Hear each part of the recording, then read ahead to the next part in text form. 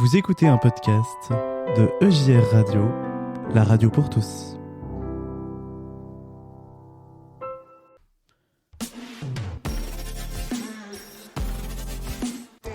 After Work, le grand témoin du jour.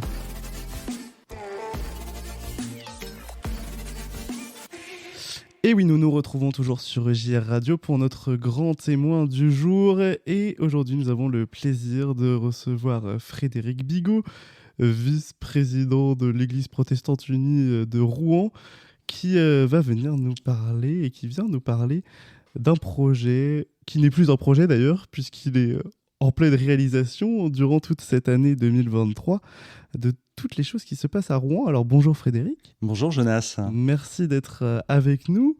Est-ce que déjà tu peux peut-être rapidement te présenter à nos amis auditeurs qui ne te connaîtraient pas ? Oui, tu as déjà dit une chose importante. Nous sommes à Rouen, à l'Église protestante unie. Je suis arrivé dans cette église il y a 6 ans maintenant, voilà. Et puis j'ai intégré le conseil presbytéral il y a 4 ans. J'en suis le vice-président depuis 4 ans. Voilà, et donc on porte effectivement un projet, mais qui est dans sa phase de réalisation concrète. Un projet qui s'appelle « Il est une fois », voyage au pluriel à Saint-Éloi. Saint-Éloi, c'est le temple de la paroisse qui se situe place Martin Luther King, en plein cœur du centre historique de Rouen. Avec la particularité qu'il s'agit d'une église qui a été donc une église du XIIe, XIIIe siècle, qui a été dévolue au culte protestant il y a 220 ans par Napoléon, donc en 1803. Et c'est une de ces dates d'ailleurs qui nous a inspirés pour commémorer cet événement, donc ces 220 ans, et qui nous a servi, je dirais, à nous engager aussi dès l'année 2022 pour préparer ce projet dont j'ai donné le nom et qui se déroule sur toute l'année 2023. Alors ce projet, on l'a dit, s'appelle « Il est une fois FOI », il faut quand même le FOI, préciser. oui, effectivement, c'est très très important puisque c'est le moteur même du projet. Et c'est au présent, puisque il ne s'agit pas ce n'est pas un conte, ce n'est pas « il était une fois », c'est vraiment « il est une fois » parce que avant tout, c'est une année de témoignage de la foi que vivent tous les membres de la paroisse, entre eux déjà, et puis aussi évidemment tourner vers la ville de Rouen, avec l'idée d'ouvrir au maximum ce temple qui était juste avant qu'on engage l'ensemble des actions, mais dont on reparlera, qui était peu ouvert aux habitants, aux touristes. Voilà, donc le projet avait pour objectif, en tout cas c'était l'un des objectifs que nous avions imaginé, de s'ouvrir beaucoup plus largement. Voilà. Et régulièrement, c'est ça aussi qui était important. Donc de le faire sur une année complète. Et donc justement, c'est une année complète de festivités, tu l'as dit, pour fêter ces 220 ans du culte protestant, du don du temple au culte protestant. Et donc c'est une année entière remplie de voyages au pluriel, tu nous l'as dit tout à l'heure. Il y a déjà quelques voyages qui ont été vécus, puisque l'année 2023 est déjà bien lancée. Est-ce que tu peux un petit peu nous parler de ces voyages ? Pourquoi cette notion de voyage d'ailleurs ? Alors, cette notion de voyage, elle était vraiment importante pour nous parce que on voit bien que dans le Nouveau Testament, quand Jésus s'adresse aux apôtres, il les envoie. Il les envoie par les routes et les chemins porter son message. Donc il y a quelque chose qui n'est absolument pas statique. On voit bien aussi qu'Abraham, il est mis en mouvement. Voilà, c'est pas du tout finalement une relation avec Dieu, qui est une relation qui est statique. Elle est évidemment dans l'esprit, dans le cœur, en mouvement perpétuel, mais elle est aussi dans le déplacement. Voilà, c'est pour ça qu'on a mis ce projet dans cette logique du voyage. Et puis il s'agit d'un témoignage, donc il s'agit d'aller vers les personnes, voilà, témoigner de notre foi. Et donc forcément, aller vers les autres, c'est voyager, alors au sens physique du terme, mais aussi c'est voyager dans la manière dont on projette les choses, dans nos rapports à l'autre, dans la prise en compte de l'altérité, de la diversité. Voilà, donc voyage est très important.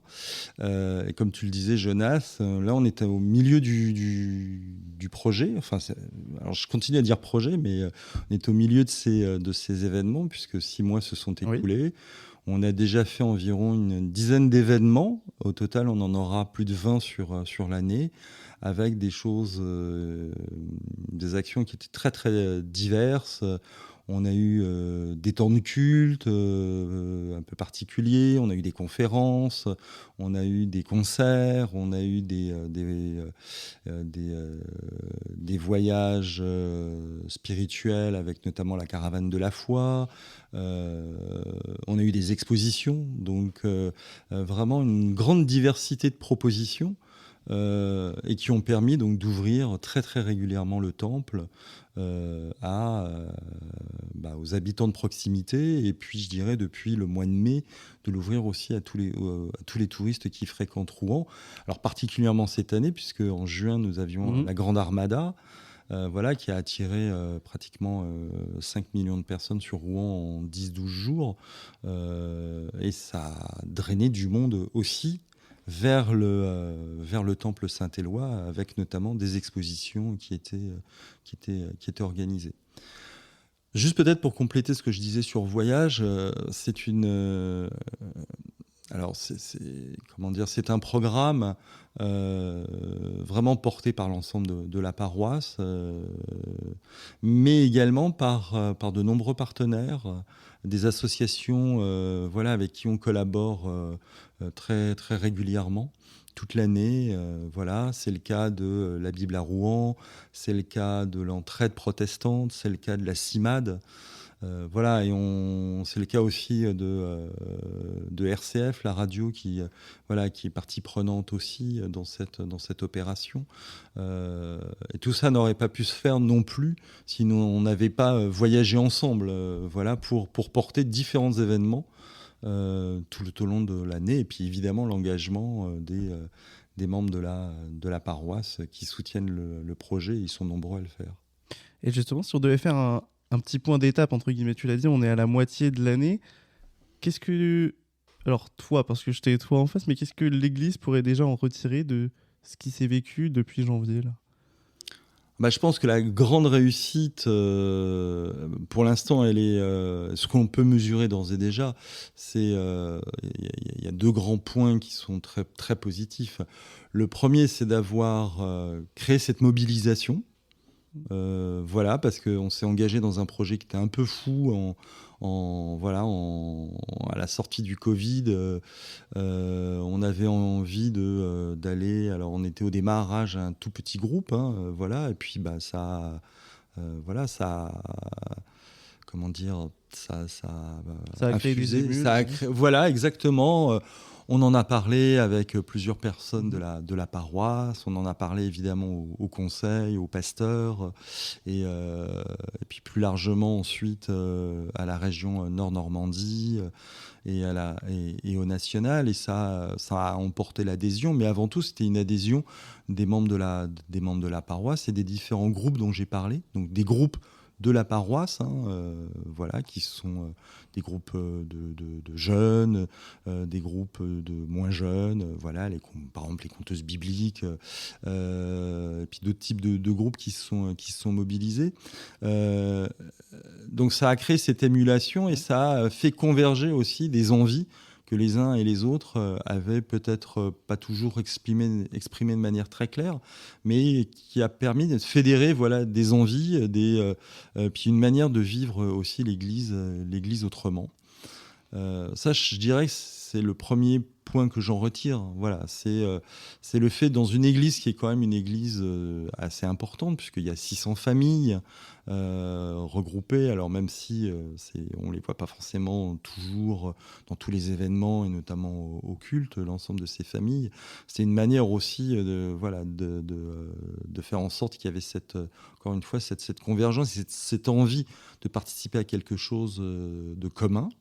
Voilà, et qui dépassait par ailleurs le cadre à proprement parler de l'Église, puisque c'est le deuxième point très positif que je vois, c'est l'ouverture vers la cité, vers la ville, donc vers des personnes qui ne connaissaient pas le temple. Alors ça peut être des habitants, je le disais, de proximité immédiate, qui, voyant les portes du temple ouvertes beaucoup plus régulièrement, sont venus dans le temple pour différentes occasions, et nous ont dit, pour très nombreux d'entre eux, combien ils étaient contents de pouvoir découvrir le temple et y venir et voir qu'il se passait quelque chose à l'intérieur de ce temple.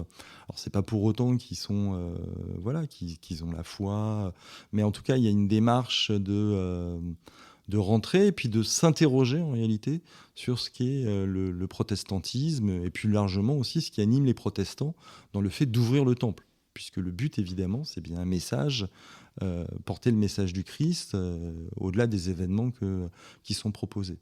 Et ça, cette ouverture du temple, ce lien, cette porosité avec la ville, elle est le deuxième point que je retirerai, qui est très très important, puisqu'on voit bien là combien maintenant on a eu de personnes qui sont rentrées, quels que soient les types d'événements.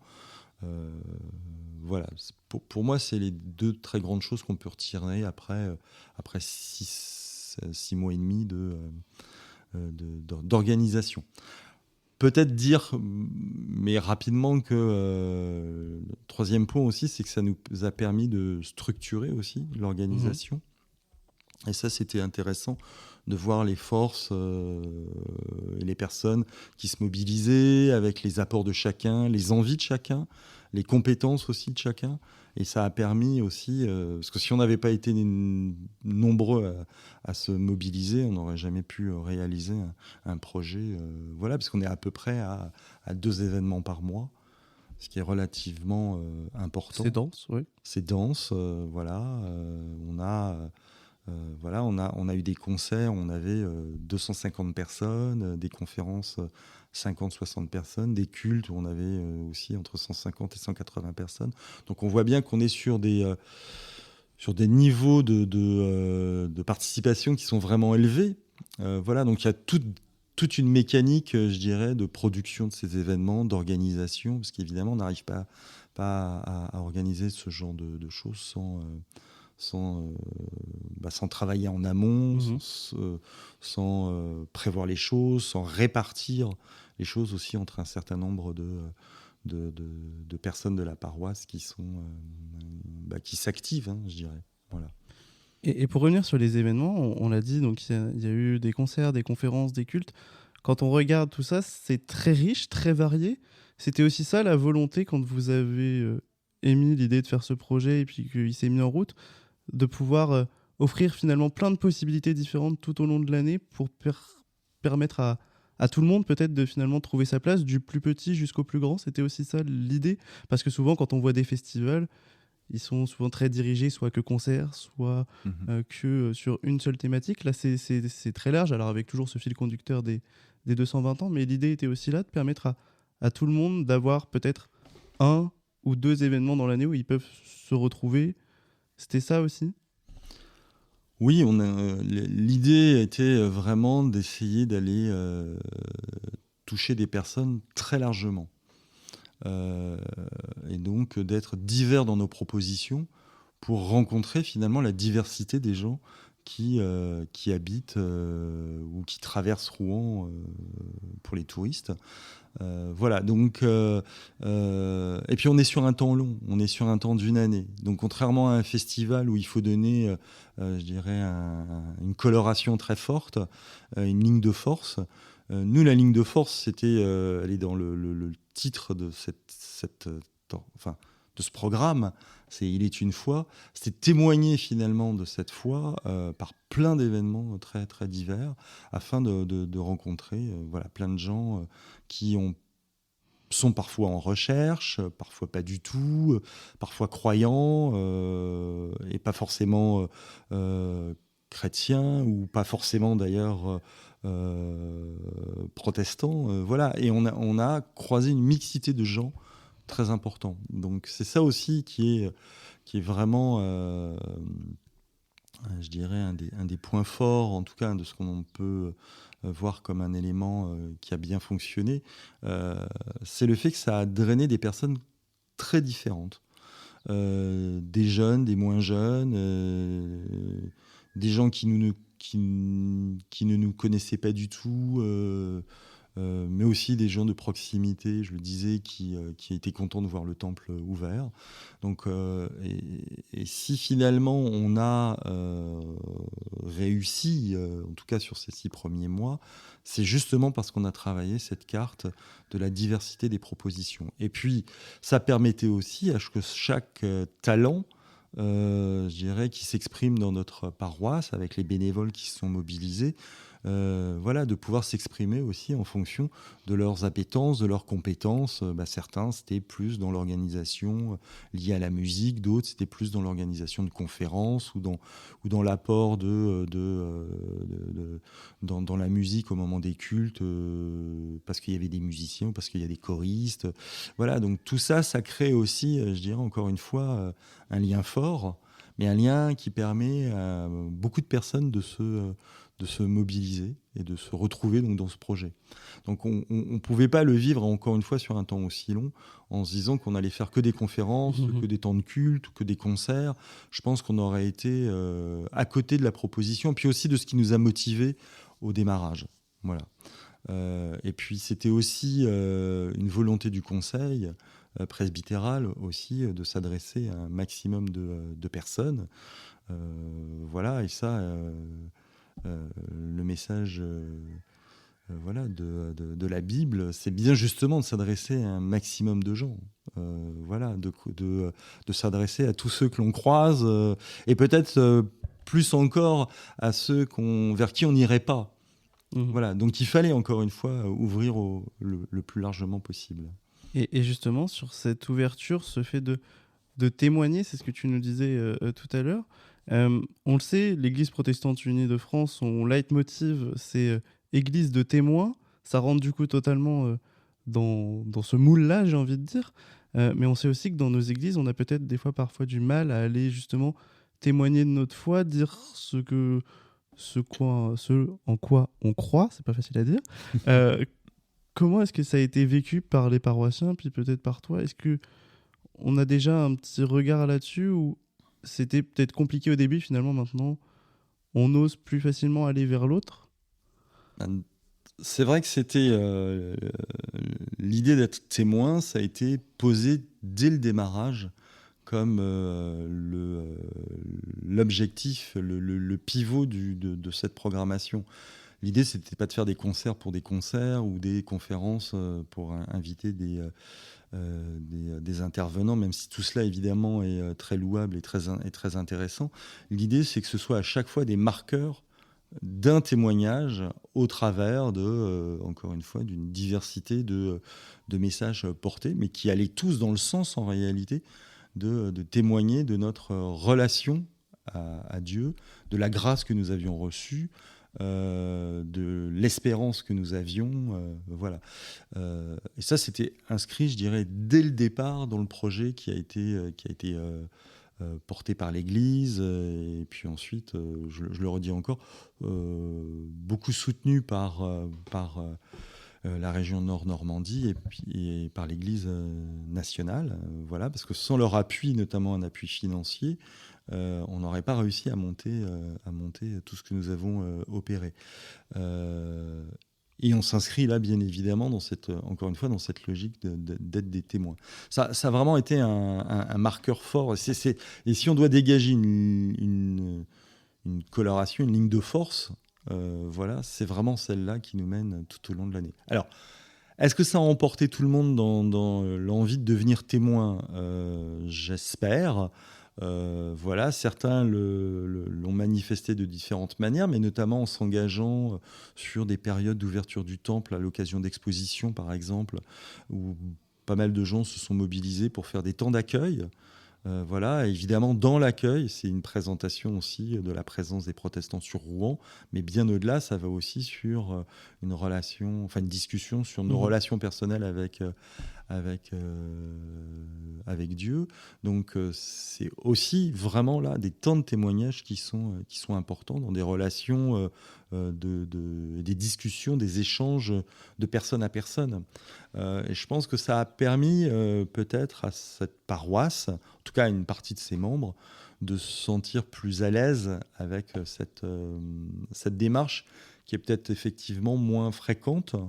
Voilà, mais il fallait créer les conditions pour que les gens puissent se dire bah oui, moi aussi je peux témoigner, moi aussi je peux amener finalement ma pierre, aussi modeste soit-elle, à cette démarche d'être témoin, de semer une graine, puisqu'on est là pour semer. Hein. On ne sait pas si c'est nous qui récolterons, mais il faut déjà semer. Voilà, et je crois que quand on voit le nombre de personnes qui sont mobilisées, oui, on voit qu'il y a déjà quelque chose qui a changé. Alors justement, il y a des gens qui se mobilisent pour faire vivre ces événements, et des événements, il va encore y en avoir, et il y en a un d'ailleurs en ce moment même, j'en profite pour faire de la publicité. C'est une exposition donc sur les mondes comme jardin, qui est donc à retrouver tout au long du mois de juillet au temple, de 16h à 19h les vendredis, samedis et dimanches, et quelques jeudis aussi, je crois, si je ne dis pas de bêtises. Et puis il y a encore un autre événement à la rentrée en septembre qui lui aussi a un point d'orgue. On va dire qu'il y a eu quelques points d'orgue durant cette année. Il y a eu l'Armada, tu nous en as parlé tout à l'heure, puis il y a celui qui arrive en septembre. Tu peux nous en dire plus ? Oui, alors on va fêter les 60 ans du discours I Have a Dream du pasteur Martin Luther King. Alors il se trouve que notre temple se situe place Martin Luther King. Donc là aussi, il y avait une date symbolique. Hein. Tout à l'heure, je parlais des 220 ans de la dévolution de l'Église au temple protestant, mais les 60 ans du discours de Martin Luther King sont évidemment aussi un marqueur. C'est probablement un des discours politiques et chrétiens les plus importants du XXe siècle. Et connu par tous d'ailleurs, croyants comme non-croyants. Tout à fait, parce que c'est un discours que Martin Luther King, évidemment, alors, c'est un discours. Alors, déjà, il faut le dire, il y avait 250 000 personnes qui l'ont entendu en direct. C'est un discours que Martin Luther King n'avait pas prévu de faire, parce qu'il avait écrit un autre discours. Donc, il l'a. C'est pas celui enfin, c'est pas le papier qu'il a lu. Hein. Il a été. Il a improvisé, mais il a été, on peut dire, inspiré. Voilà. Et évidemment, on retrouve avec ce discours des racines chrétiennes évidemment très fortes. Alors bien sûr, vu le contexte de l'époque de la ségrégation, c'est un discours sur la paix, sur la tolérance, antiraciste, anti-ségrégation. Mais qui est encore d'actualité finalement quand on... Et qui est malheureusement encore d'actualité, et qui nous amène à bien comprendre, enfin en tout cas à bien réfléchir à ce message qui est particulièrement d'actualité, puisque la situation finalement n'a pas tant évolué que ça. Alors d'abord aux États-Unis, mais plus largement dans le monde entier. Et c'est aussi un message de paix et de tolérance. Voilà, donc pour nous, il était important de le célébrer aussi, alors modestement. Hein. Voilà, donc on va avoir... modestement avec 4 événements. Alors, quand 4 même. événements, voilà, tout à fait. Alors je disais modestement par rapport à on va pas révolutionner ce qui a déjà été dit sur Martin Luther King, voilà, mais on aura toute une journée destinée particulièrement aux enfants et aux jeunes. Le 2 septembre, le 3 septembre, on aura un concert de gospel, de spirituals, et notamment de ceux de l'époque de Martin Luther King, alors chanté notamment par exemple par des personnes, des grandes chanteuses comme Aretha Franklin, qui a été très proche de Martin Luther King. Donc là, il y aura certains airs aussi qui seront repris, donc avec une chorale gospel avec une 50aine de chanteurs qui seront présents. Donc ça, c'est le 2 et le 3 septembre. Voilà. J'oubliais qu'on avait la veille, donc le 2 septembre aussi, un flash mob qui sera réalisé sur notamment des paroles d'une chanson ou d'un texte de Martin Luther King. Voilà, pas d'une chanson, mais d'un texte de Martin Luther King. Et puis, le week-end d'après, le 10 septembre, on aura la chance d'avoir un conférencier qui a écrit 2 ouvrages sur Martin Luther King, qui est donc un grand spécialiste, Sylvain Tella, et qui interviendra le dimanche 10 septembre à 15h au Temple. Voilà, pour là avoir une approche beaucoup plus historique et avoir aussi une mise en perspective avec les événements qu'on connaît donc encore malheureusement depuis, que ce soit en France, en Europe, plus largement aux États-Unis. Je vais donc me permettre de remettre tous ces événements en date. Non, mais t'inquiète pas, comme ça, je fais mon rôle de journaliste, c'est bien.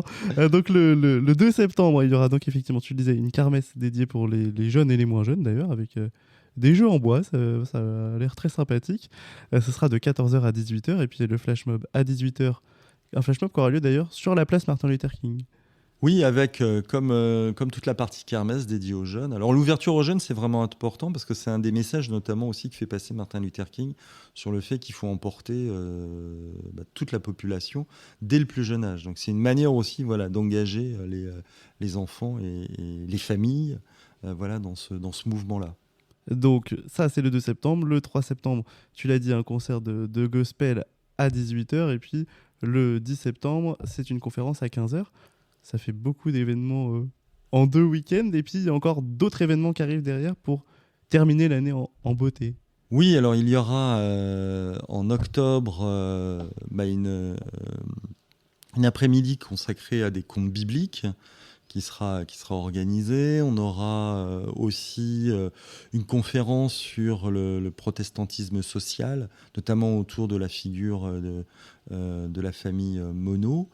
On aura aussi une soirée des talents. Voilà, la deuxième de l'année, puisqu'on en avait organisé une au printemps, et elle a tellement bien fonctionné que, et comme on n'a pas pu faire passer finalement toutes les personnes qui souhaitaient présenter leur talent et aussi pouvoir, encore une fois, là, avoir ce temps de voyage un peu particulier avec toutes ces personnes-là, on réitère cette opération, alors je crois que c'est fin octobre ou novembre, mais tu auras la possibilité de redonner précisément les dates. On aura aussi une série de concerts d'orgue, puisque le temple est partagé aussi, dans les activités du temple, nous avons aussi des relations très proches avec une association, les Amis de l'Orgue, puisqu'on a la chance d'avoir un orgue absolument magnifique. Voilà, donc on aura 4 concerts à l'automne. Et puis on terminera notre temps de programme par un temps de Christmas Carols qui sera mi-décembre. Et ça, c'est une ouverture aussi importante puisque ça nous amène vers la Grande-Bretagne.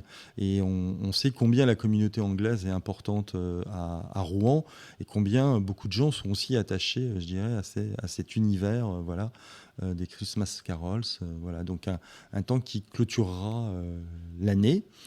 Mais on est déjà en train de penser à la suite. Qu'est-ce qu'on fera en 2024 ? C'était la question que j'allais te poser. Alors juste avant de poser cette question, je rappelle à tous nos amis auditeurs que si vous voulez toutes les informations, vous vous rendez sur le site www.epurouen.fr. Vous aurez toutes les informations avec tout le programme précis. Mais justement, quand on vit une année aussi riche que celle-là, avec plein d'événements, plein d'ouvertures, j'imagine que ça crée une certaine dynamique, mais il ne faut pas que, entre guillemets, le soufflet retombe. Qu'est-ce qu'on prévoit pour 2024 du coup ? Alors on commence à réfléchir à ce que sera l'année 2024. Voilà. Donc il y a déjà quelques idées qui émergent. c'est un peu tôt pour en parler parce qu'il faut qu'on en discute, Mhm. évidemment, avec les différents. Alors, déjà, les différents membres de l'Église qui ont envie de se mobiliser, ceux qui ont envie de continuer, ceux qui ont envie de rejoindre, je dirais, un peu le mouvement. Alors, on sera certainement sur une année, on aura moins d'événements. Je pense que ça, il faut déjà se le dire. Là, c'est une année très, très riche, mais dense aussi. Donc, il faut savoir aussi, voilà, un peu ménager les forces si on veut rebondir, par exemple, en 2025. Mhm. Mais 2024, voilà, je le disais, on commence à réfléchir. Il y a plusieurs idées qui émergent. Euh, Pourquoi pas monter une chorale gospel qui pourrait être aussi un moyen de fédérer des envies de personnes dans la paroisse, et pourquoi pas d'attirer des gens aussi en dehors de la paroisse, hein. Voilà, c'est tout à fait possible. Et puis, on aura un temps qui sera à la rentrée, donc en septembre, qui sera vraiment là dédié à la construction de l'année prochaine. Parce qu'il faut quand même s'y prendre suffisamment tôt si Bien on sûr. veut être, je dirais, au rendez-vous sur le premier trimestre 2024. Voilà. Pour l'instant, je dirais que tout est ouvert. Donc finalement, c'est un temps qui est le temps le plus agréable. C'est que toutes les idées sont les bienvenues, toutes les envies sont là. Il n'y a aucune censure, si j'ose dire. Bien Alors, sûr. c'est pas qu'on pratique la censure, mais c'est parfois les contraintes font que des projets sont abandonnés parce que c'est compliqué. Là, le temps où on est encore dans l'ouverture la plus large, finalement, c'est le temps le plus agréable parce que c'est le temps où on peut être un peu fou. Voilà, et se laisser porter par des envies. Il sera un moment temps voilà, de revenir peut-être sur quelque chose de plus concret et de plus faisable. De revenir à la raison. Revenir à la raison, voilà. Je le disais, une des raisons, ce sera enfin, une des raisons. La raison qui nous conduira probablement sera de baisser le nombre d'événements. Parce que là, c'était une année très riche et elle n'est pas terminée. Et c'est vraiment très, très bien comme cela. Mais on pense que l'année prochaine, on aura un peu moins d'événements. Mais peut-être des événements plus importants aussi, mais un peu moins nombreux. Voilà, on a d'envie en tout cas encore. Voilà, il faut juste maintenant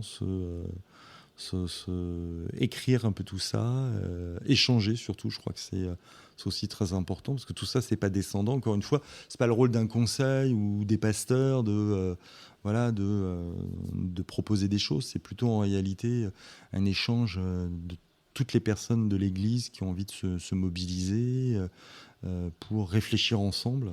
Voilà. Prier ensemble, j'en ai pas du tout parlé, mais à vrai dire, ce qui a été très, très important aussi, c'est tous les gens qui ont pu accompagner le projet dans la prière.